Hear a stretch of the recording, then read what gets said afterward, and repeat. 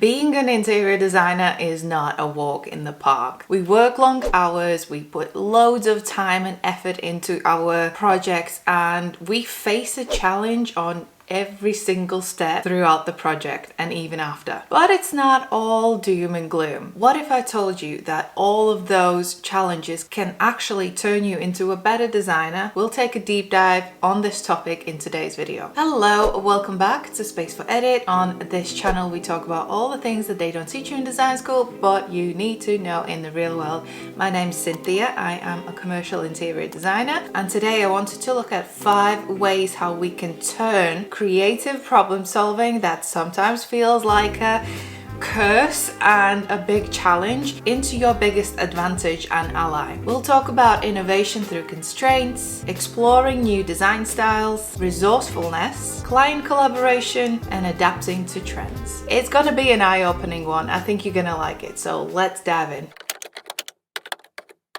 When it comes to designing commercial interiors, it is not uncommon to come across spaces that are limited, and especially here in the UK where each square meter is so valuable and so expensive, so people are often left with smaller spaces and more limited spaces to play with and to grow their business in. These constraints can come in various different forms. It could be that the building is listed, so you've got these constructional elements that you can't touch. You might have a restrictive budget, which often happens on commercial projects, or it could be a very specific brief from the client that is very challenging, but you are up for the challenge. From my experience, I find it that these challenges are always what sets me up for the most innovative and most creative projects. And actual data from a recent research has shown that actually 82% of commercial interior designers feel the same way, and I can absolutely see why. When we are confronted with these limitations and constraints, it almost gives us directions where not to go. So it's easier to see the direction that we are going. So I recently worked on a project where the client had turned an old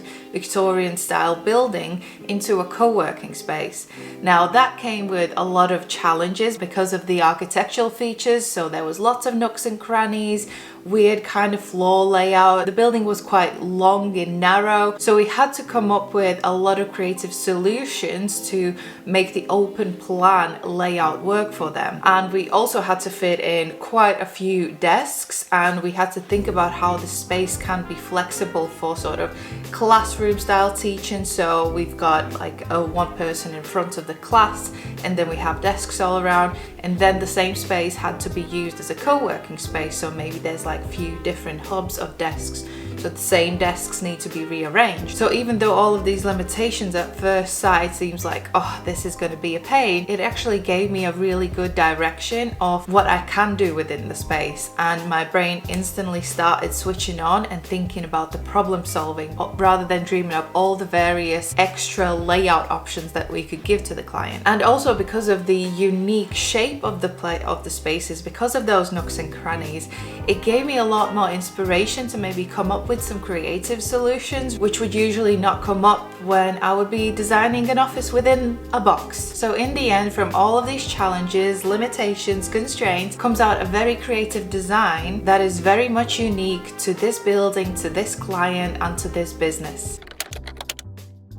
Designing commercial interiors often means that we are adapting to the client's needs, specifications, and even design styles. Sometimes clients have a very distinct kind of vision in their mind that you have to adapt and have to make it work. Personally, I find it that this element of the design process actually gives me a lot more creativity, and it's probably one of the main reasons why I love commercial design so much. It's ever evolving, every project is different, nothing is the same, so it's a lot more interesting than kind of just doing the cookie cutter stuff. So just last year alone, if I look back at all of the projects that I worked with, one was quite a modern, sophisticated cafe. Next was a proposal for a factory food court, and the design actually reflected the colorful and playful nature of the sweets that they are producing in the factory. I also got a chance to freelance with a company that were designing a French style mansion up in the sky in Dubai. July, and I wrapped up the year with a very vibrant office space, and the design was very much reflecting the youthful and energizing nature of the business. So it definitely was not a boring year, and I absolutely love the fact that I am able to switch up my work like this. With some styles I am absolutely a lot more comfortable with than others. So for example, that French mansion was definitely a challenge for me because first of all, it was luxury design. I am not really into the luxury design world just yet, so that was a challenge on its own, and a French mansion style was something new to me as well. But thankfully I had great designers to kind of rely on and ask for advice on as well. And I learned so much because I had to rely on other people. I opened myself to questions and just learning new things. And now when I come back to my usual schedule and my usual project, I pay a lot more attention to maybe the smaller detail,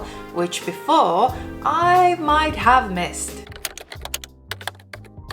Limited budgets, sustainability concerns, long lead times that don't quite gel with the general project timeline. In commercial design, resourcefulness is key when it comes to getting things done. Resourcefulness is your ability to find creative and effective solutions to problems or challenges using the resources and tools that are available to you. So basically, the definition of an interior designer. So you might have to think outside of the box, adapt to changing circumstances, and just make the most out of the available resources that you already have. And in the insiders design lingo, we basically call this value engineering. Quite often we start the project with this blue sky thinking, so this could be the perfect outcome, and then once we present it to the client, present the budget costs, we have to start kind of picking and choosing which elements we can keep, which ones maybe we can say no to or phase it out at later stages.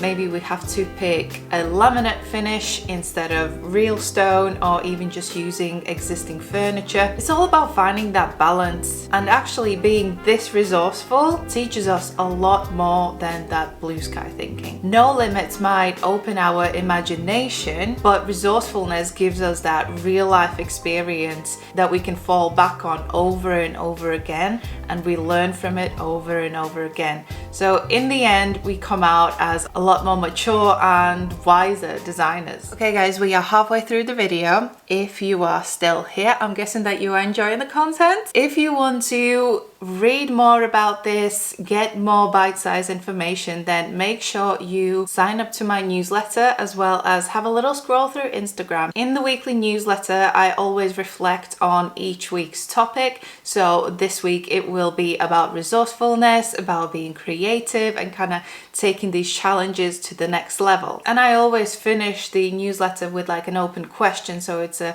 great opportunity for you and me to just connect on more like a one-to-one level. If this is something that you're interested in, then just follow the link below in the comment. Okay, let's get back to the video.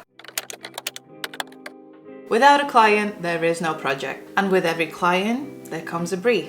With every brief, there comes challenges and restrictions. And sometimes even communicating with the client and their team is a challenge itself.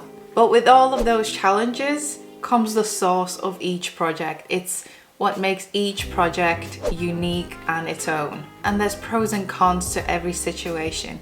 On the projects where the client was difficult to deal with and we had to be creative and patient with them, I would always come out a lot more wiser, a lot more knowledgeable, and a lot more confident in my skills because I was able to deal with them and deal with that complicated situation. Yes, it probably was not the greatest experience, but it was still my job to deliver the best project possible. And all of those extra revisions and extra meetings, extra calls just trained me to be a lot more patient and actually a lot more skilled as an interior designer. And we can find positives on the other side as well. If the client is just a joy to be around and a joy to jump on quick calls, I think clients that are easy to work with really give you that extra boost and that extra drive that you need when you are hitting some dilemmas, some challenges, some creative blocks, or even when you are going through the 5th night in a row to get this job done. So in a way, connection and collaboration, good or bad, with the client is making you a better designer no matter what.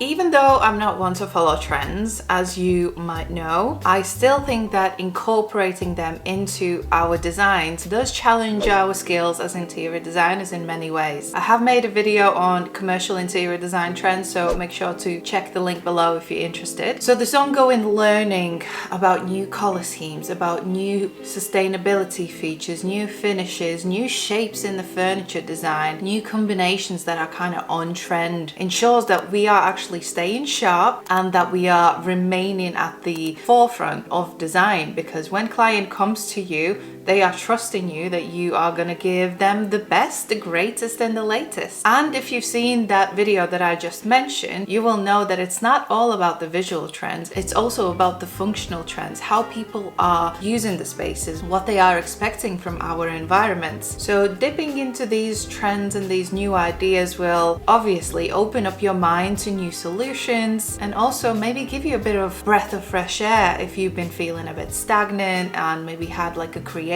block. When new trends kind of come in, I like to observe them and almost have like an inner dialogue and think, what would happen if I was to introduce this into like a project that I'm working on? What would be the cost implications? How long would this trend last? So will it actually be a timeless design, or will the client need to change this feature after a few years time? So even though I might not be jumping on trends, I'm still kind of thinking about them, and I'm still adding them into my thought process and into my design process. So maybe later on, after this dialogue finishes and I find it that, yeah, it's actually a good solution, I will introduce it in my next proposal. So problem solving is really not a hurdle, but it's actually like a catalyst that can take you on to the next level and really improve your design skills and your creative potential. If we see these challenges and creative problem solving as our ally, not as something that's working against us, then we can learn how to think a lot more imaginatively and add innovation into our projects. And at the end of the day, we can create a lot more unique and aesthetically intriguing designs. So I hope that after today's video, you are seeing these challenges and these limitations a lot more freeing and inspiring than you did maybe before watching this video. Okay, that's all from me today. If you want more of a bite-sized content, then make sure to subscribe to that newsletter.